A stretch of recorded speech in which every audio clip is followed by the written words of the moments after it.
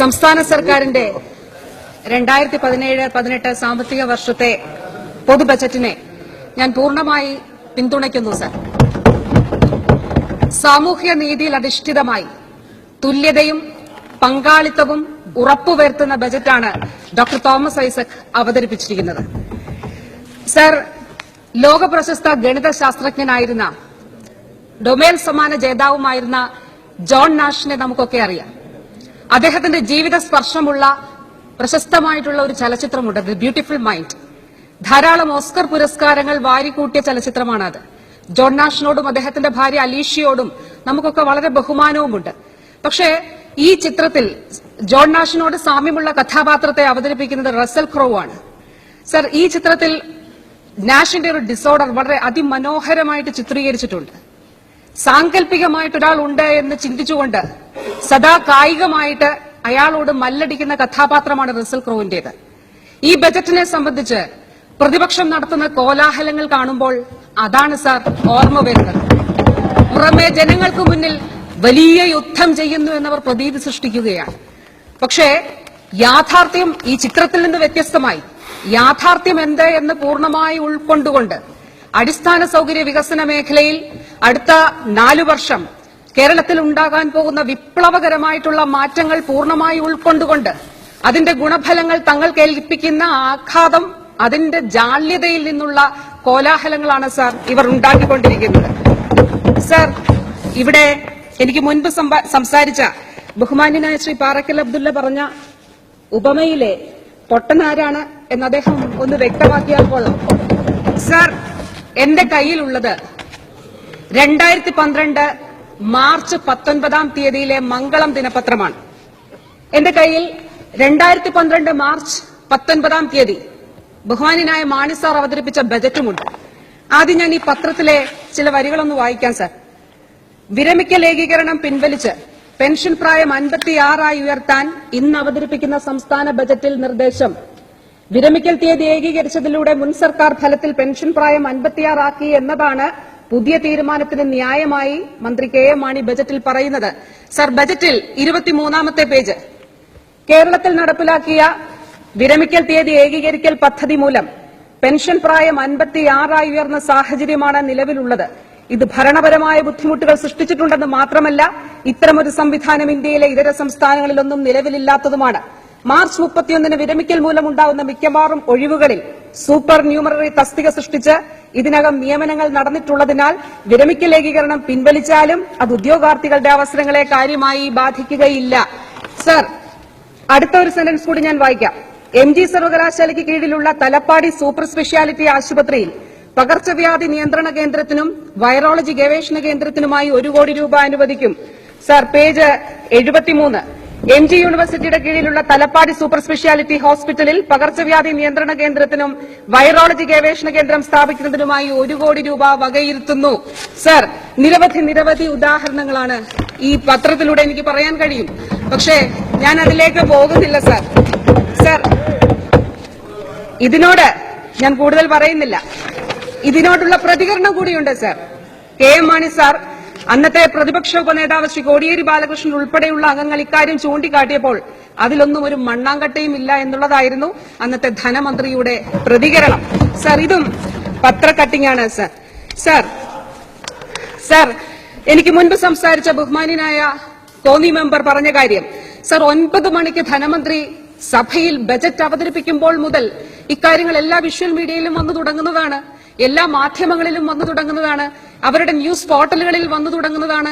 9 മണിക്ക് തുടങ്ങിയ ഒരു കാര്യം 9:30 MDയെ ഉദ്ധരിച്ചുകൊണ്ട് പറയുന്നു എന്ന് പറയുന്നതിൽ എന്ത് അത്ഭുതമാണ് സാർ ഉള്ളത്.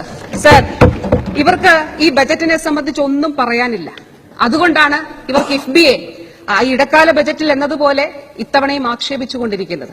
ഞാൻ ഒരു കാര്യം ബഹുമാന്യരായ പ്രതിപക്ഷ അംഗങ്ങളോട് പറയുകയാണ്. ഇത്രയും അധികം ആക്ഷേപം നിങ്ങൾക്ക് കിഫ്ബിയെ സംബന്ധിച്ച് ഉണ്ടെങ്കിൽ ധാർമ്മികമായി ഈ കിഫ്ബിയിലുള്ള പദ്ധതികൾ ഞങ്ങൾക്ക് വേണ്ട എന്ന് നിങ്ങൾക്ക് പറഞ്ഞുകൂടെ? സർ, എന്താണ് പ്രധാനമായി 2 കാര്യങ്ങളാണ് സർ, 2 കാര്യങ്ങളാണ് ഇവർ പറയുന്നത്. എങ്ങനെ പണം കണ്ടെത്തും, എങ്ങനെ ഇത് തിരിച്ചടയ്ക്കും? സർ, നബാർഡ് 4000 കോടി രൂപ ഇതിനോടകം നിക്ഷേപിച്ചിട്ടുണ്ട്. സർ, അതോടൊപ്പം നാഷണലൈസ്ഡ് ബാങ്കുകൾ നിക്ഷേപിക്കുവാൻ തയ്യാറായി സന്നദ്ധത അറിയിച്ചു കഴിഞ്ഞു. പ്രവാസികൾ നിക്ഷേപിക്കുവാൻ തയ്യാറായിട്ട് വന്നു കഴിഞ്ഞു. സർ, എങ്ങനെ തിരിച്ചടയ്ക്കും? സർ, GST വരുന്നതോടുകൂടി സംസ്ഥാനത്തിന്റെ നികുതി വരുമാനം വർദ്ധിക്കുമെന്നുള്ളതിൽ സംശയമില്ല. സർ, മറ്റുള്ള കാര്യങ്ങളൊക്കെ നമ്മൾ ഇതിനോടകം പറഞ്ഞിട്ടുണ്ട്. ഇന്ധന സെസ്, മോട്ടോർ വാഹന നികുതിയിൽ ഉണ്ടാകുന്ന നിശ്ചിത ശതമാനം വരുമാനം. സർ, ഞാൻ മറ്റൊരു കാര്യം ചോദിക്കട്ടെ. കേരളത്തിന്റെ അടിസ്ഥാന സൗകര്യ വികസന മേഖലയിൽ ഇത്രയധികം മാറ്റങ്ങൾ ഉണ്ടാകുമ്പോൾ, മികച്ച ഒന്നാന്തരം റോഡുകൾ വരുന്നു, ആരോഗ്യ മേഖലയിൽ മാറ്റങ്ങൾ ഉണ്ടാകുന്നു, ടൂറിസം മേഖലയിൽ മാറ്റങ്ങൾ ഉണ്ടാകുന്നു, സംസ്ഥാനത്തിന്റെ വരുമാനം വർദ്ധിക്കുമോ ഇല്ലയോ? സർ, സംസ്ഥാനത്തിന് അനായാസമായി ഈ തിരിച്ചടവ് സാധ്യമാണ് എന്നുള്ള യാഥാർത്ഥ്യം കൂടി നാം മനസ്സിലാക്കണം. ഞാൻ ഏറെ ബഹുമാനിക്കുന്ന നമ്മുടെ Paravur member Shri VD Satheesan MLA, അദ്ദേഹം ഇന്നലെ ഒരു കാര്യം ഇവിടെ ചൂണ്ടിക്കാണിക്കുകയുണ്ടായി. ഈ കിഫ്ബിക്ക് ഒരു സോഷ്യലിസ്റ്റ് അടിത്തറയില്ല എന്നുള്ളതാണ് അദ്ദേഹം പറഞ്ഞത്. സർ, ഞാൻ പറയുന്നത്, എന്തൊക്കെ പദ്ധതികൾക്കാണ് ഈ കിഫ്ബിയിലൂടെ പണം നീക്കിവച്ചിരിക്കുന്നത് എന്ന് നമ്മളൊന്ന് പരിശോധിക്കണം. ഇതിനു മുൻപിലുള്ള സാമ്പത്തിക യാഥാർത്ഥ്യം കൂടി നാം ഒന്ന് പരിശോധിക്കേണ്ടതുണ്ട്. ഇപ്പോൾ റവന്യൂ കമ്മിയെ കുറിച്ച് പറഞ്ഞു. 2010-11 കാലയളവിൽ മൊത്തം ആഭ്യന്തര ഉൽപാദനത്തിന്റെ 1.36% റവന്യൂ കമ്മി. സർ, അതിനുശേഷം 2011-16 കാലയളവിൽ റവന്യൂ കമ്മിക്ക് എന്ത് സംഭവിച്ചു? കേന്ദ്രത്തിന്റെ ഗ്രാന്റ് ലഭിച്ചിട്ടും 2015-14-15 കാലയളവിൽ റവന്യൂ കമ്മി മുൻ വർഷത്തേക്കാൾ 2.56 നിന്ന് 1.65 എത്തിക്കാനേ കഴിഞ്ഞുള്ളൂ.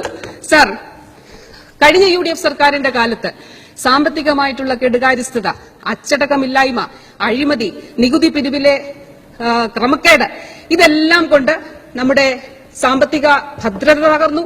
സാമ്പത്തിക സ്ഥിതിയിൽ വലിയ കുഴപ്പങ്ങൾ ഉണ്ടായി. ഇതിന്റെ അടിസ്ഥാനമായി റവന്യൂ കമ്മി നമുക്ക് പിടിച്ചു നിർത്താൻ കഴിഞ്ഞില്ല. ഇപ്പോൾ ശമ്പള പരിഷ്കരണത്തിന്റെ കുടിശ്ശിക കൊടുത്തു തീർക്കാനുള്ള ഉത്തരവാദിത്തം നാം ഏൽക്കുകയാണ്.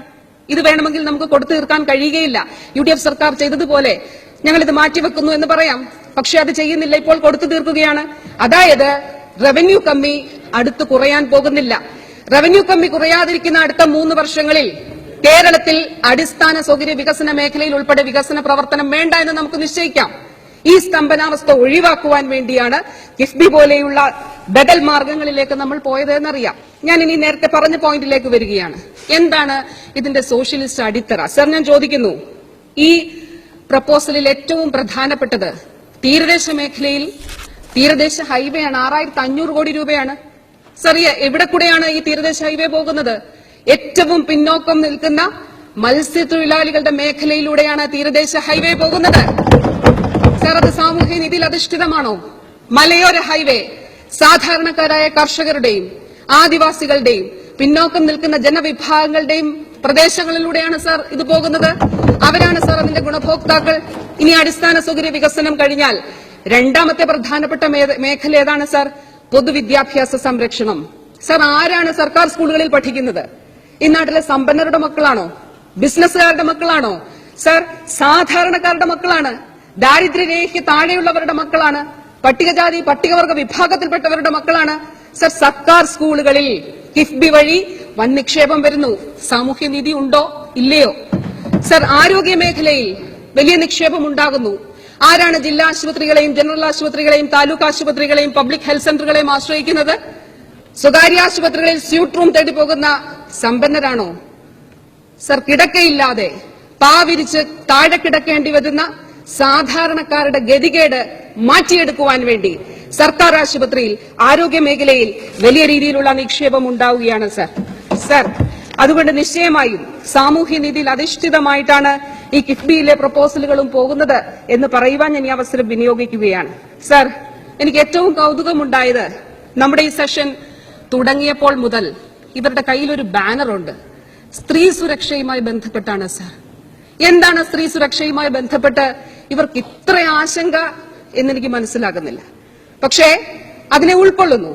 ഇവിടുത്തെ പ്രതിപക്ഷ ബെഞ്ചുകളിലെ യുവ MLA-മാരോട് എനിക്ക് അഭ്യർത്ഥിക്കുവാനുള്ളത്, ബാനറിൽ സ്ത്രീ സുരക്ഷ എന്ന് എഴുതിയതുകൊണ്ടും മുദ്രാവാക്യത്തിൽ സ്ത്രീ സുരക്ഷ പറഞ്ഞതുകൊണ്ടും നിങ്ങളുടെ പ്രതിബദ്ധത അവസാനിക്കരുത്.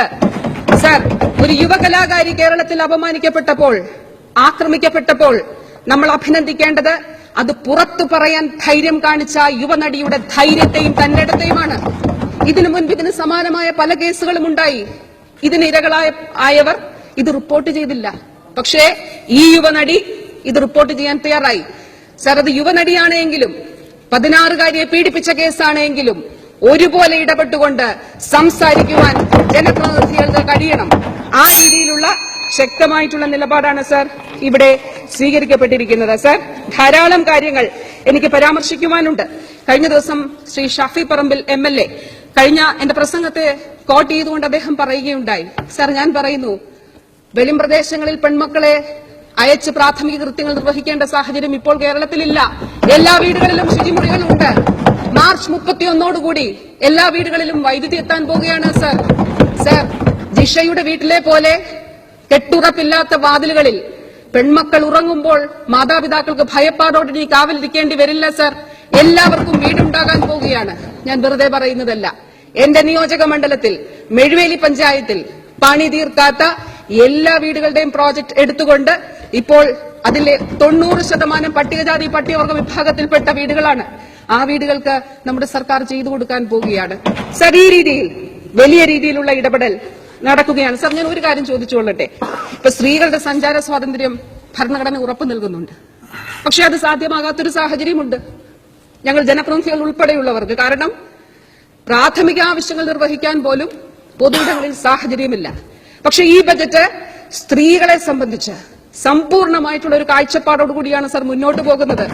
റെസ്റ്റ് റൂമുകൾ, ശുചിമുറികൾ ഉൾപ്പെടെയുള്ള റിഫ്രഷ്മെന്റ് സെന്ററുകൾ ഉൾപ്പെടെയുള്ളവ പ്രധാന പ്രദേശങ്ങളിൽ ഉൾപ്പെടെ വരികയാണ്. സർ, എന്റെ വാക്കുകളെ എനിക്ക് അവസാനിപ്പിക്കുന്നതിന് മുൻപ് സർ, ഈ ബജറ്റിൽ മൂലൂർ എസ് പത്മനാഭ പണിക്കർ പ്രജാസഭാംഗമായിരുന്നപ്പോൾ മുതൽ ഇലവുംതിട്ടയിൽ ഒരു പോലീസ് സ്റ്റേഷൻ ഇതിന്റെ ആവശ്യം മുന്നോട്ട് വെച്ചിരുന്നു. പക്ഷേ ഈ ആവശ്യം അംഗീകരിച്ച ബഹുമാന്യനായ മുഖ്യമന്ത്രിയോടും ധനകാര്യമന്ത്രിയോടും ഒരു നാടിനു വേണ്ടി നന്ദി അറിയിക്കുകയാണ്. സർ, പത്തനംതിട്ടയിൽ ഒരു താലൂക്ക് വേണമെന്നുള്ള ആവശ്യമുണ്ട്. പക്ഷേ അതിൽ തീരുമാനം ഉണ്ടാകണം എന്ന് വിനീതമായി അഭ്യർത്ഥിക്കുന്നു. സർ, ഞാൻ വളരെ പെട്ടെന്ന് അവസാനിപ്പിച്ചുകൊള്ളാം. എന്റെ മുന്നിലെത്തിയ ഒരു പ്രത്യേക ആവശ്യം aluminium fabrication, kitchen cabinet, air condition plan നിർമ്മാണം എന്നിവയ്ക്ക് അവരുടെ കരാർ പണികൾക്ക് ഇപ്പോൾ പ്രഖ്യാപിച്ചിരിക്കുന്ന ഒറ്റത്തവണ തീർപ്പാക്കൽ, ഇത് സംബന്ധിച്ചിട്ടുള്ള നിബന്ധനകളിൽ ഇളവ് വരണം എന്ന് അവർ ആവശ്യപ്പെട്ടിരിക്കുന്നു. അവർ പറഞ്ഞിരിക്കുന്ന ന്യായീകരണം 2% പേർ മാത്രമേ വാച്ച് പ്രകാരം രജിസ്റ്റർ ചെയ്തിട്ടുള്ളൂ, 98% പുറത്തു നിൽക്കുകയാണ്. അവർ രക്ഷപ്പെടുന്ന ഒരു സാഹചര്യമുണ്ട്.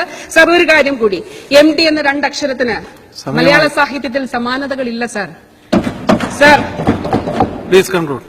സർ, MT വാസുദേവൻ നായർ രാജ്യം പത്മഭൂഷൺ നൽകി ആദരിച്ച, സാഹിത്യലോകം ജ്ഞാനപീഠ പുരസ്കാരം നൽകി ആദരിച്ച MT വാസുദേവൻ നായരെ നിശബ്ദമാക്കുവാൻ വർഗീയ ഫാസിസ്റ്റ് ശക്തികൾ ശ്രമിച്ചപ്പോൾ സർ, അദ്ദേഹത്തെ നിശബ്ദനാക്കാൻ ശ്രമിച്ചാൽ 1000 പേർ, 10000 പേർ, ലക്ഷക്കണക്കിന് പേർ അദ്ദേഹത്തിന് വേണ്ടി സംസാരിക്കുമെന്നും അദ്ദേഹം അനശ്വരമാക്കിയ കൃതികളിലൂടെയും കഥാപാത്രങ്ങളിലൂടെയും അദ്ദേഹം എന്നും ജീവിച്ചും സംസാരിച്ചുകൊണ്ടിരിക്കുകയും ചെയ്യുമെന്നുള്ള സന്ദേശമാണ്, ആ സാംസ്കാരിക പ്രതിരോധമാണ് സർ ഈ ബജറ്റിലൂടെ ഡോക്ടർ തോമസ് ഐസക് നൽകിയത് സർ.